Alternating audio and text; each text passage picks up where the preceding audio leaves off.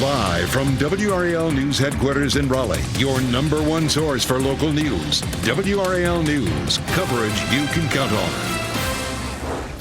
Hurricane Aaron still a Category 1 hurricane, but it is moving away, and we are in for some nice weather this weekend. I'll have the complete weekend forecast coming up.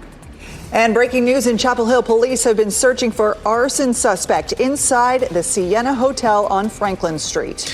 Plus, breaking news on Wall Street. What's causing the stock market to surge after days of losses?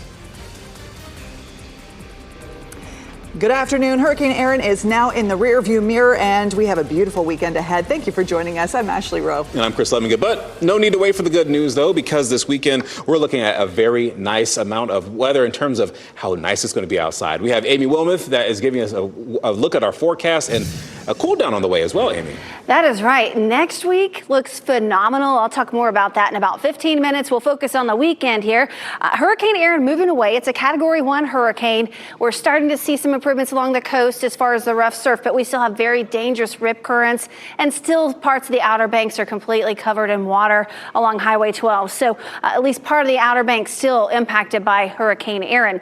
Look at this. The dew point's really dropping. In New York, it's 49 degrees. That's the dew point. So that's some of that drier air moving in. 63 right now in Raleigh. That's really low for the month of August. So it's nice outside. The sun's coming out. We had a lot of clouds out there this morning, but it's beautiful. Fenton and Cary, still some cloud cover, but you can also see the sun peeking through the clouds as well. It's gorgeous outside right now. 77 the current temperature in Raleigh, 73 in Southern Pines. It's now 80 degrees in Rocky Mount. So around town today, maybe I want to head to the pool this afternoon. It's a good day to do it. 84 for the high in Raleigh and Durham, 86 for the high temperature in Fayetteville. So some nice weather today. If you want to have dinner outside, beautiful for that. 79 degrees and dry at 7 o'clock. It's a big night tonight. Football Friday is back and the weather cooperates. We'll have dry conditions with temperatures in the 70s by the time the games get underway. Now, we do have the chance for storms this weekend on Sunday. I'll show you that with Futurecast coming up in just a bit.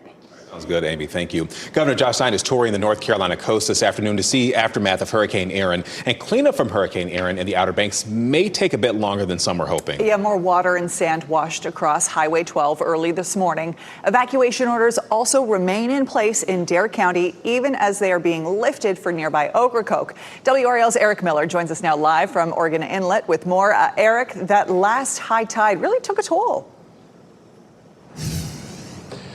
Yeah, Ashley, it did, and it sort of pushed back the timeline on when this barricade on Highway 12 is finally going to be lifted. Right now, only essential personnel can come and go from Hatteras Island, and you take a look at these photos, you get a sense of why. NCDOT shared these this morning. This is from this morning's high tide. Waves finally washing over the dunes there at Pea Island, putting more sand and water on the road that after those dunes had been able to stand strong through the rest of this storm. Dare County says they have no immediate plans to lift their evacuation order here. They say there's just too much mess from Pea Island all the way down to the tip of Hatteras. They've still got to work on cleaning that up. They did complete their damage assessment, though, early this morning. A team making it out to Hatteras Island. Crews out there finding damage mostly on the ground level of buildings. So things like stairs, decks, and a lot of debris left around, particularly in the North Buxton area. Now, despite all of this, there is some good news here this morning. The ferry service has been restored to Ocracoke Island for residents as well as essential personnel, and the evacuation order lifted there as well. In fact, those first ferries are finally going back to Ocracoke. They are underway right now, headed out on the Pamlico Sound. At Oregon Inlet, Eric Miller, WRAL News. Eric, thank you. You can count on WRAL to bring you updates on storms throughout hurricane season. Download the WRAL weather app to use our interactive hurricane tracker. We have breaking news we have been following all day. Chapel Hill police think a man who started a fire at the Sienna Hotel is still inside the building. There's an ongoing barricade situation there, and that's where we find WRAL's Carly Haynes. She's outside the hotel on East Franklin Street. Carly, part of that road, it's closed for this investigation. And Chris, this is still an active investigation. We have seen guests out here in their bathrobes and slippers after that abrupt morning where they all had to be evacuated, and they have been out for several hours now. Last we heard from Chapel Hill police, they think the suspect is still inside this hotel. Now, guests did share photos with us when the fire was actively happening. Orange flames can be seen through the doors, and Chapel Hill Fire came here for that call around 4:30 in the morning. Now, later, police said they believed someone intentionally started that fire. There are a lot of first responders here. We know that the fire is out at this point, but we did see a lot of SWAT members exiting the building just before 11 o'clock, and all guests once again had to evacuate. Fire responded, and as the guests were evacuating, approximately 50 guests, guests informed the fire personnel that they saw a suspicious person running away from the evacuation routes. Now, the good news is here, the Chapel Hill police chief, who you just heard from there, said all of the guests are safe. They are unharmed, but we still don't know who this suspect could be nor their motive here. Carly Haynes, WRAL News, live in Chapel Hill. And we'll be following that story all day long. A man is seriously hurt after an overnight stabbing in Durham, and police responded to Leon Street just after 12:30 this morning. When officers arrived, they found a man who had been stabbed, and he was taken to the hospital. But no word yet on any arrests. An update now to a Wake County murder case. 26-year-old Noah Lorenzetti of Fuquay-Varina faces an additional charge, murder of an unborn child. Investigators say Tyra Jaleesa Bennett was pregnant when she was killed in May of last year. Her body was found in the woods along Camley Avenue near Blue Ridge Road. Lorenzetti was arrested within 24 hours, remains in jail without bond. A grand jury handed up the new indictment this week. The case is still under investigation. And a man is accused of intentionally ramming a Raleigh police car, and he's now in jail on a $250,000 bond. Elmer Bautista Candela faces more than a dozen charges. He had a first court appearance yesterday. Bautista Candela was taken into custody Wednesday after a 5-hour standoff on Bashford Road. Police say that he slammed into that Raleigh police squad car on Saturday while officers were investigating car break-ins. You can see that moment of impact right there. And his next court appearance is next month. The WRAL Live Center this morning, the stocks are surging. The Dow Jones up more than 800 points. Similar increases for both the S&P and NASDAQ. And here's why. Fed Chair Jerome Powell signaled this morning that interest rates may be cut. He did mention that there are still issues with inflation and unemployment. He did not say when these interest rates may be cut, but we do know that the Fed is meeting sometime in mid-September. Elizabeth, thank you. A North Carolina mother says the online gaming platform Roblox allows predators to sexually exploit children, including her 10-year-old daughter. The mother from Guilford County says someone on the platform pretended to be her daughter's age. She says her daughter was convinced to send inappropriate pictures of herself in exchange for the virtual currency used in the game. The lawsuit says the gaming app instills an unfounded sense of safety in guardians and parents, when in reality, the design of the platform makes children easy and accessible prey for pedophiles. Roblox did respond to the lawsuit, saying in part, "We are deeply troubled by any incident that endangers our users. Safety is a top priority." Roblox has implemented rigorous safeguards to combat the sexual exploitation of children. TikTok employees are raising concerns about the social media app's potential harm for users' mental health. And that's according to a newly unsealed video in a North Carolina lawsuit. Our state is suing TikTok and other social media companies. They're saying that the algorithms are harmful for young people. And a North Carolina judge unsealed internal video calls between TikTok employees. They were describing the platform's effect on mental health. Now, TikTok fought to keep some of the video evidence secret. It says the comments are taken out of context. I mean, the product in itself has baked into it compulsive use. We obviously wanted people to spend as much time as possible on TikTok, which can be in contrast to what is best for your mental health. State Attorney General Jeff Jackson tells WRAL the video, it's proof social media companies know they are designing their apps to hook our children, even at the expense of their health. Those are his words. TikTok has defended itself against those accusations. It points to a new changes that it has made, including parental controls. There are new rules tonight. High school football is returning, and as players take the field, fan safety is a focus for Wake County schools. Violence broke out at some recent football events. Some schools have specific rules. Millbrook High does not allow tailgates in the parking lot.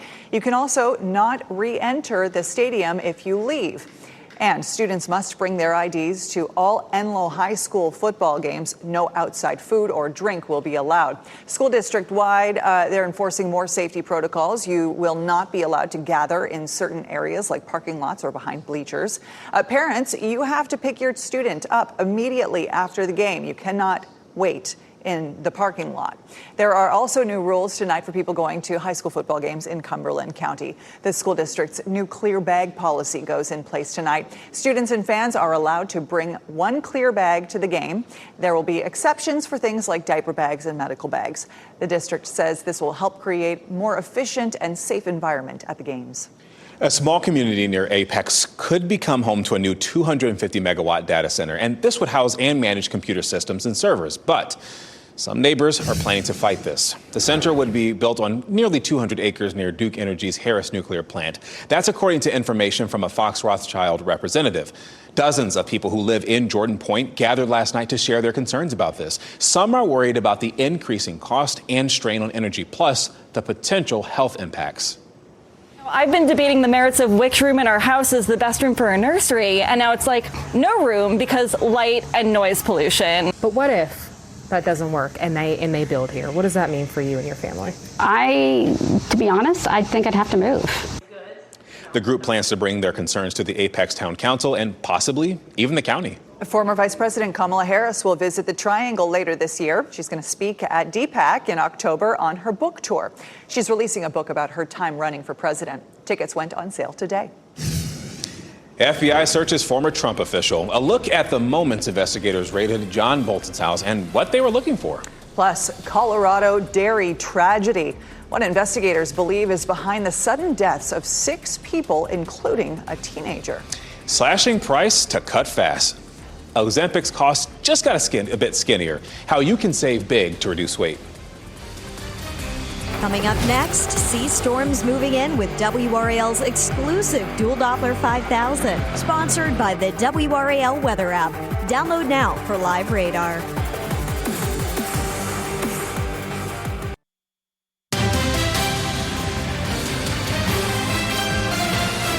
The FBI has searched the Maryland home of former Trump National Security Advisor John Bolton. The search is part of an ongoing investigation into the handling of classified documents. Bolton was not detained. He has not been charged with any crimes. Bolton served as Trump's national security advisor for 17 months, often clashing with the president over Iran, Afghanistan, and North Korea. He also faced scrutiny during Trump's first term for a memoir that officials claimed revealed classified information. The president of the European Commission says Russian President Vladimir Putin achieved his goals during last week's summit in Alaska with President Trump. Kaja Kallas told the BBC that Putin wanted a warm reception and the avoidance of new sanctions. He criticized Trump's suggestion that a ceasefire is not necessary before pursuing a long-term peace deal. And she warned that without a truce, Russia could regroup and launch further attacks. She also cautioned against pressuring Ukraine to cede territory, noting that Russia has made no concessions. Meanwhile, Ukrainian President Volodymyr Zelensky says Russia is doing everything it can to prevent a meeting between him and Vladimir Putin. Zelensky was speaking in Kyiv alongside NATO Secretary General Mark Rutte, and Zelensky urged allies to impose fresh sanctions if Moscow shows no interest in peace. He also called for NATO-style security guarantees for Ukraine. Lyle Menendez is scheduled to have his parole hearing today. His brother Eric was denied parole at his own hearing yesterday. The brothers were convicted of murdering their parents back in 1989. They were both originally sentenced to life without parole.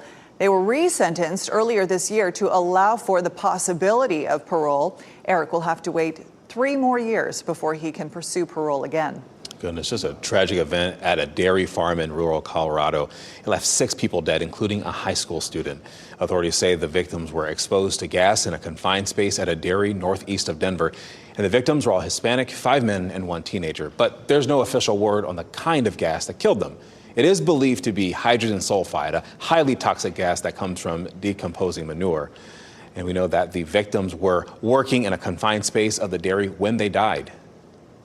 Anytime anybody experiences this kind of loss, it affects us all. And the people of Keansburg mourn the loss of these residents, whether they're in town or just a couple miles out of town. This is very terrible.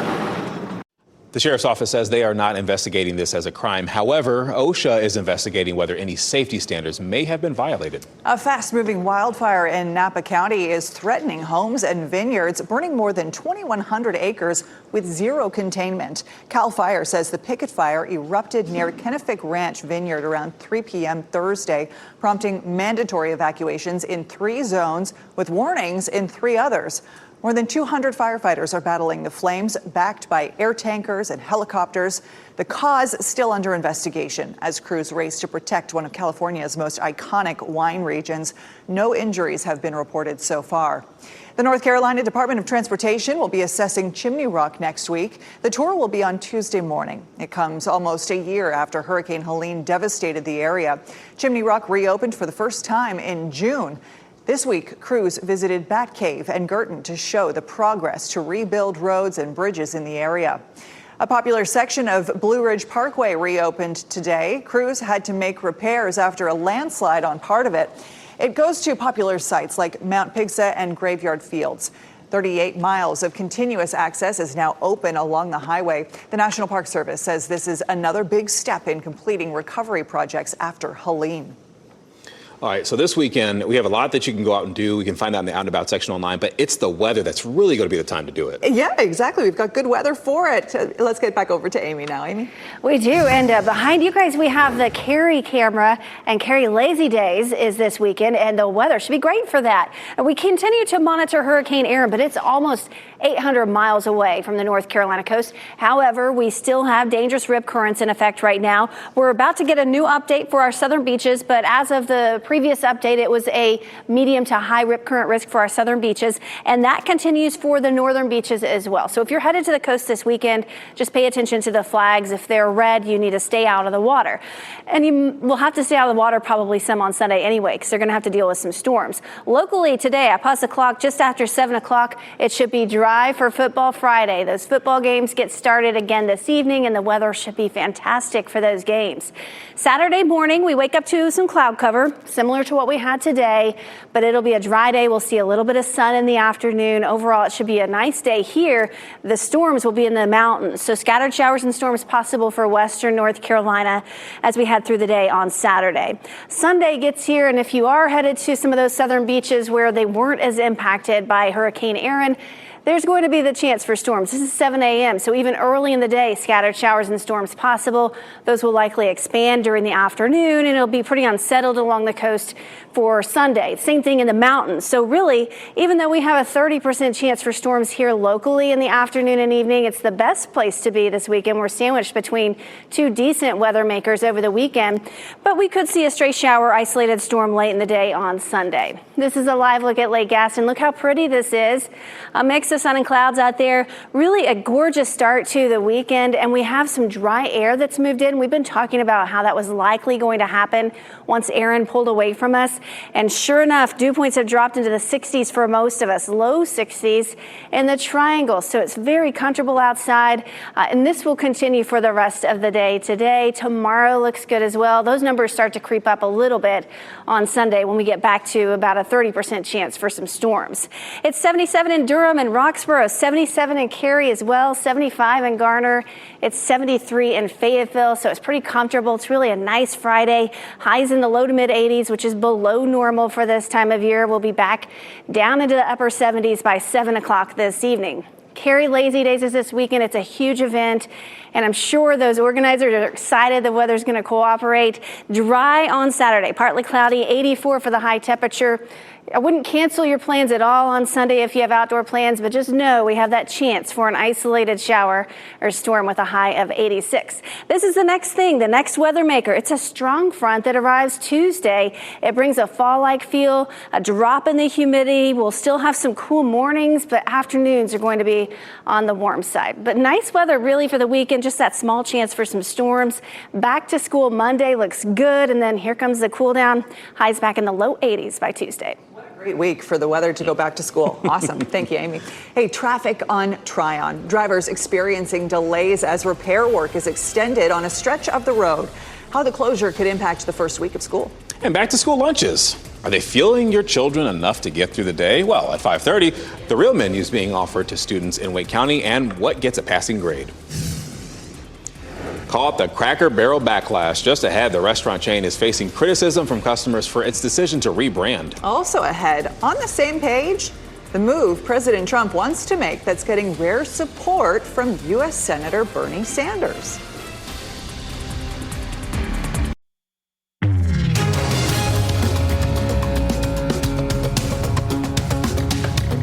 Novo Nordisk is offering Ozempic for less than half price for U.S. patients paying cash. That's still roughly $500 a month. But we're talking about the blockbuster diabetes and weight loss drug being available at that price through the company's website and direct-to-customer pharmacy. Drug savings platform GoodRx is also offering Ozempic and its weight loss counterpart, Wegovy, for the same monthly rate. The price cut is happening during growing political pressure on drug makers to lower costs in the United States. Vermont Senator Bernie Sanders is voicing support for the Trump administration's potential stake in Intel. The independent lawmaker says the plan aligns with an earlier effort to secure returns from investments made under the CHIPS and Science Act. Reports suggest the U.S. government is considering using CHIPS funding to take a 10% equity stake in the semiconductor firm. Intel is also getting help from Japan's SoftBank Group. The investment firm is investing about $2 billion, giving it about a 2% stake in the company. Cracker Barrel is refreshing its look after years of declining profits. The company dropped its old logo, the man in the chair, right, and returned to a text-only design from 1969. Inside, stores are brighter with white walls, better lighting, and booths. Now, the memorabilia is still there, though. It's just more organized. But longtime fans, they're not thrilled. Some took to social media to complain about this. The company is defending its changes. We've been very transparent about our goal of making our stores feel brighter and even more welcoming than they already are, while maintaining that country hospitality and charm that we're known for. The rocking chairs, the golf tee games, fireplaces, that country charm she's talking about, all still part of the experience. And they've even added new menu items like butter pecan French toast bake with cheesecake filling. Yeah, as you can imagine, no complaints about that. You can't talk about food and not have food in the studio, Ashley.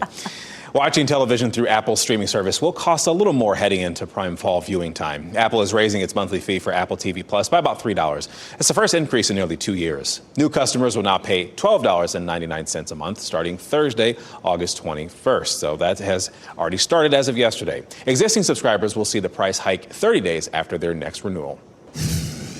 Just ahead, Outer Banks overwash. The DOT's plan to clean up the biggest mess left behind on the North Carolina coast by Hurricane Aaron. Also ahead, an exclusive sneak peek at the big plans to redesign and upgrade Raleigh's Crabtree Valley Mall.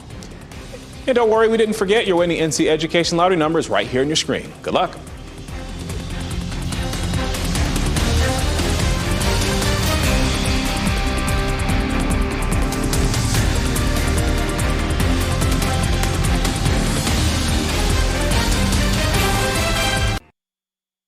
Shot in 4K ultra high definition. Your number one source for local news. WRAL News. Coverage you can count on. We're checking on conditions at the Outer Banks after Hurricane Aaron passed by, and the store left buildings damaged, streets and parking lots just filled with sand. Crews are looking for damage to Highway 12. It's still closed after storm surge flooded portions of the road. WRAL's Sean Gallagher is in the Outer Banks with a closer look at the lingering issues.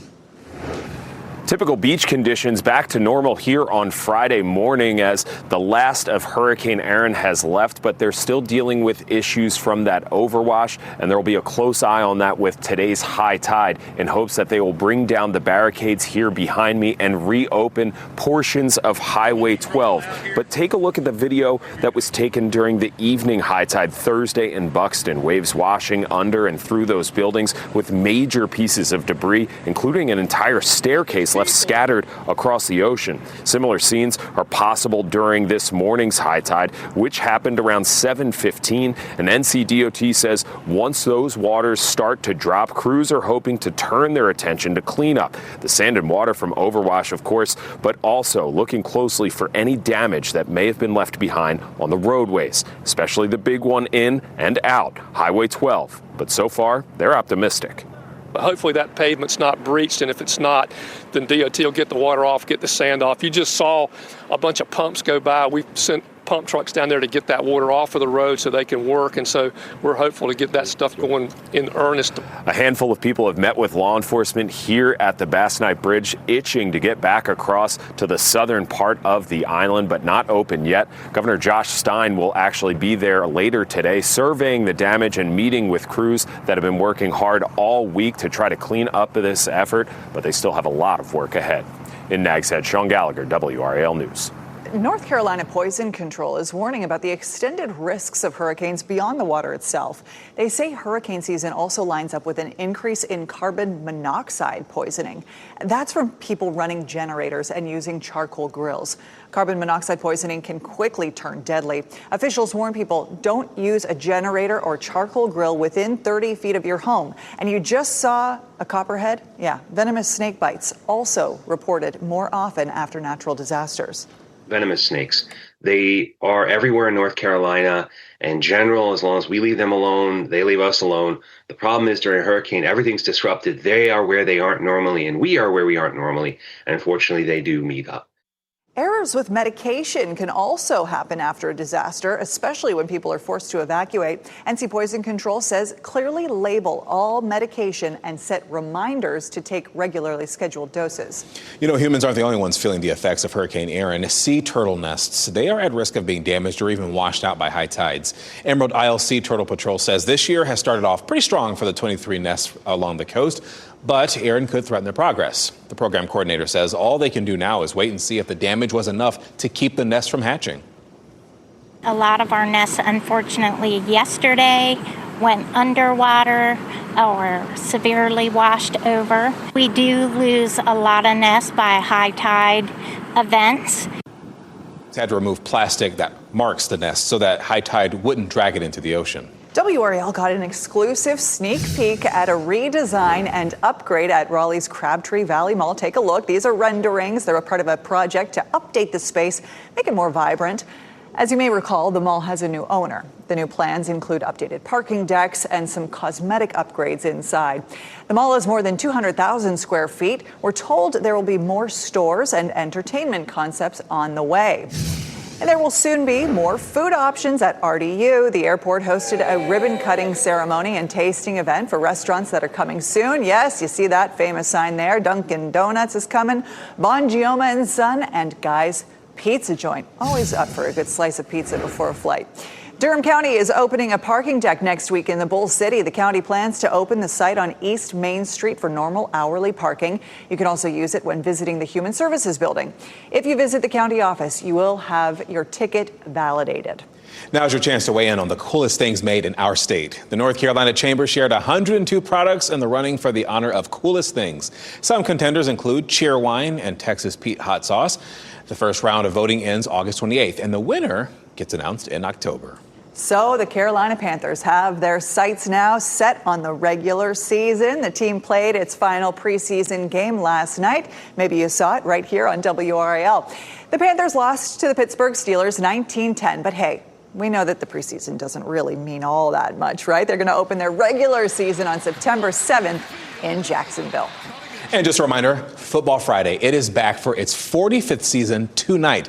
With an all-new start time, folks, 11:15. Our Bojangles game of the week will be Garner at Millbrook. Plus, highlights from more games from around our area. Do not miss all the hard-hitting high school football action. Again, That is happening tonight on WRAL. With that all-new time of 11:15. Don't miss it.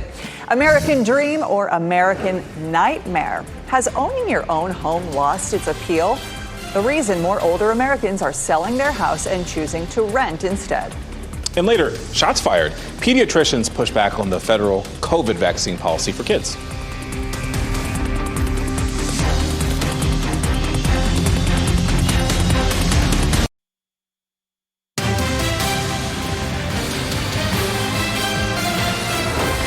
The Chatham County Sheriff's Office is warning people about a contractor scam. Deputies say this man has shown up at homes claiming to have leftover asphalt.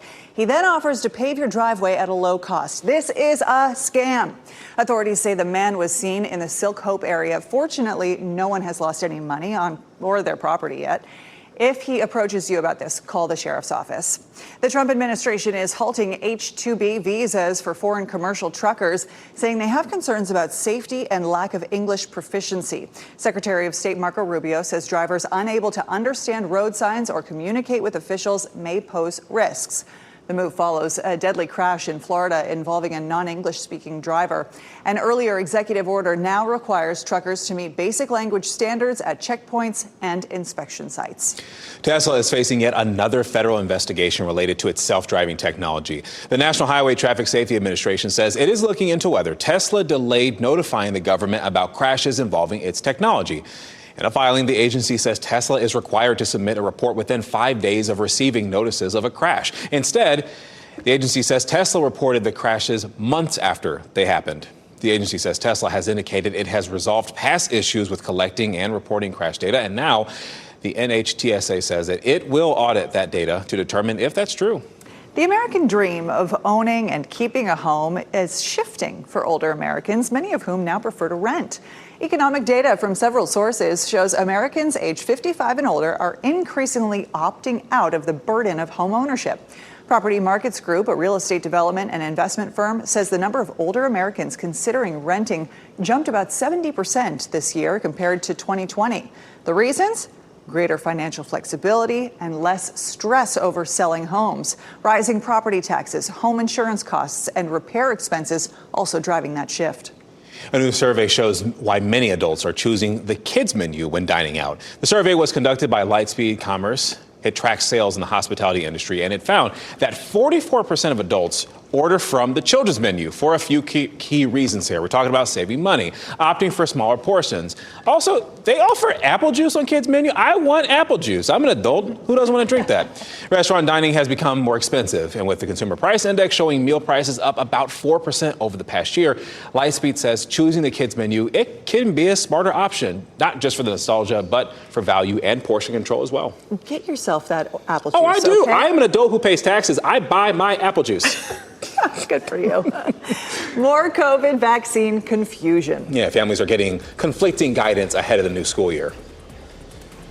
If the pediatricians are saying one thing, but our health secretary is saying another, these are real challenges that we are facing right now. Just ahead, the mixed messages leaving people wondering how to best protect their children. Also, Phone It In Friday. Researchers now have real evidence that a lot of employees tend to goof off more on the last day of the work week. Yeah, we can relate to that.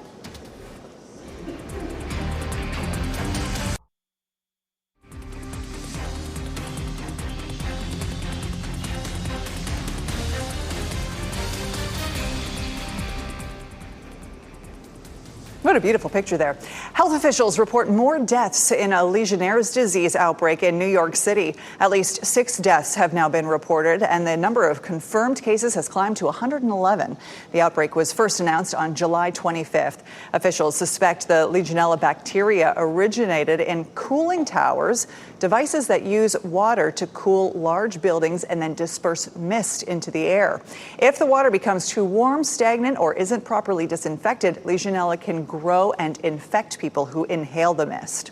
With the number of COVID-19 cases rising, the American Academy of Pediatrics released its updated recommendations on vaccines and shots this week. But the problem is they differ from the CDC's. Maribel Gonzalez spoke to experts about why this divergence is significant and what you need to know as you send your children back to school.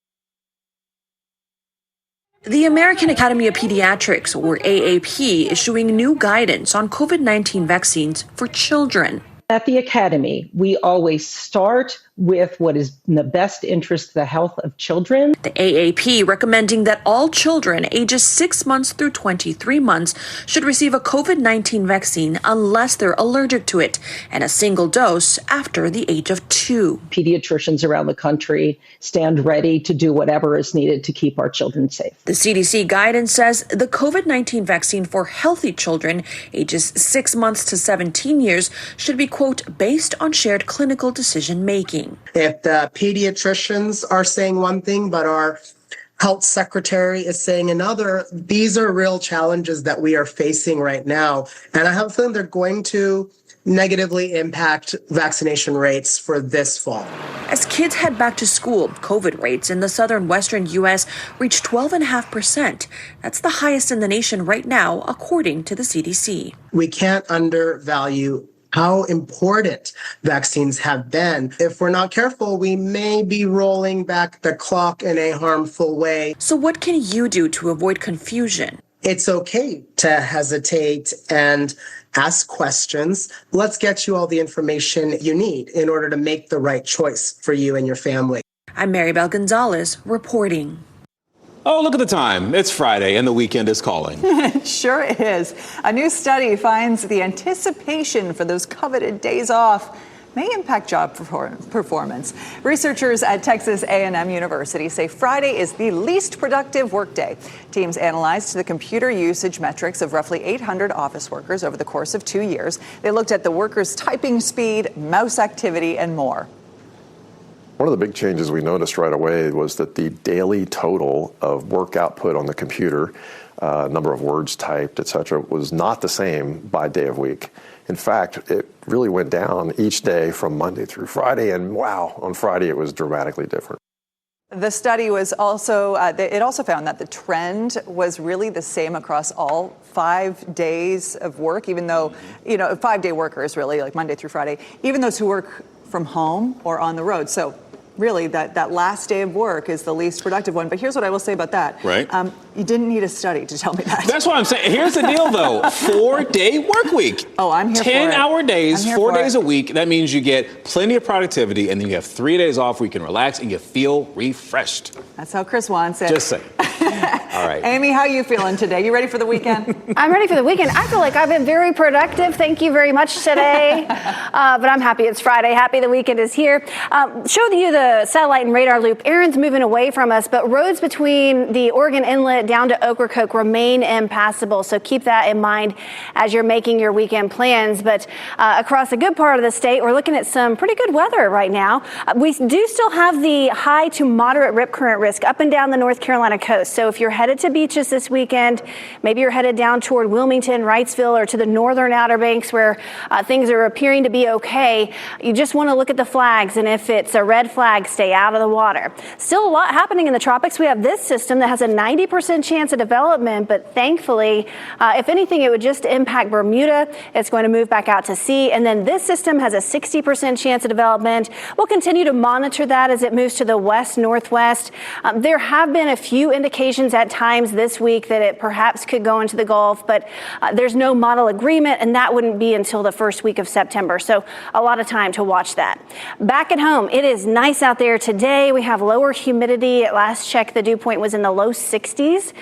We have temperatures in the low to mid 80s this afternoon. Very comfortable weather. The weekend is looking good. 84 for the high temperature on Saturday. Sunday still looks good too. Just a 30% chance of a stray shower or storm, a high of 86.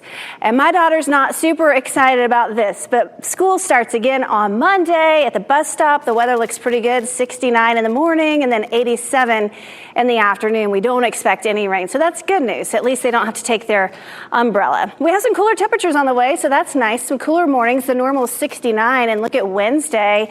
We have that front that moves through. It cools us down into the mornings. Some of you could be in the upper 50s on Wednesday. And then looking ahead to the high temperatures, there's no big August heat still. It's been a very unusually cool month for August. The normal is 88. We'll stay below that number for the next several days, and by the time we get to Tuesday, our high temperature just 82 degrees. So Look at this. This is the trend for August, the calendar for August. All those blue boxes are below normal temperatures. We've only had one day this month that had above normal temperatures. So it's been very unusual. Last month was unusual. We had a ton of rain. This month has been unusual with a lot of rain, but also those cooler temperatures.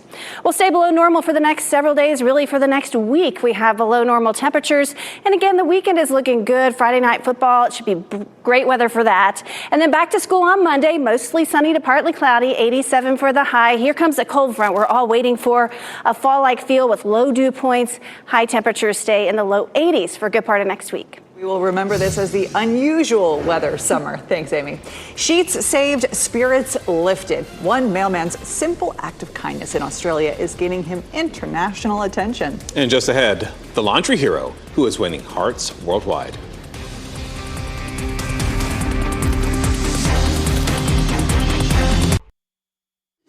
Now, as we wrap things up, here's a look at a few of the headlines that we're following today. Governor Josh Stein is touring the North Carolina coast this afternoon to get a first-hand look at Hurricane Aaron's aftermath.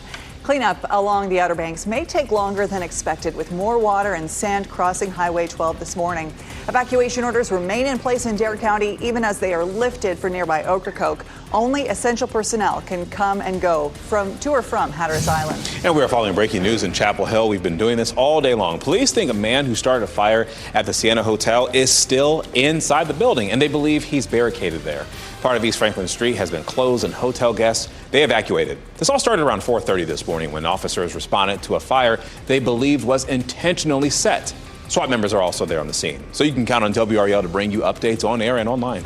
Football Friday is back for its 45th season tonight, with an all-new start time of 11:15. Our Bojangles game of the week will be Garner at Millbrook, plus highlights from more games from around our area. Don't miss all the hard-hitting high school football action happening tonight on WRAL. Breakfast is a 1-year-old female short hair cat, and she is not spayed yet, but she will be spayed before going home. This is one of our pets of the day that we like to feature here on WRAL.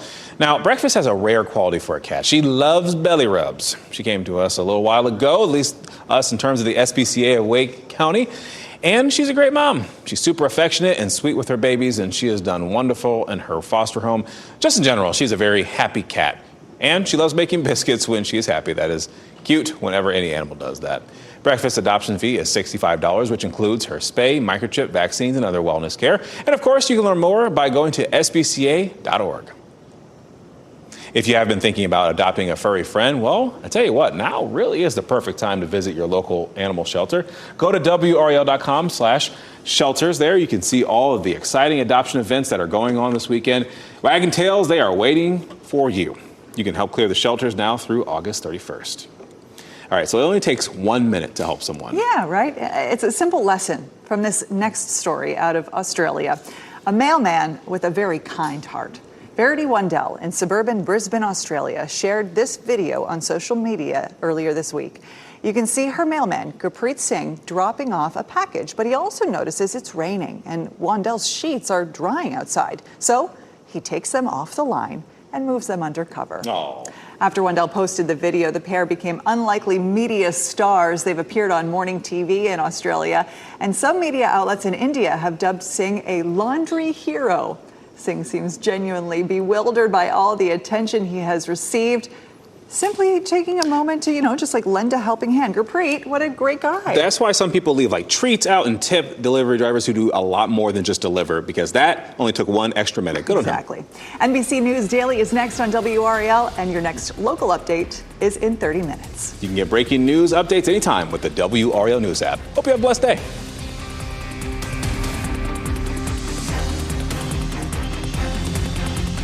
Keep watching WRAL News over the air Channel 34 and Spectrum Channel 1257.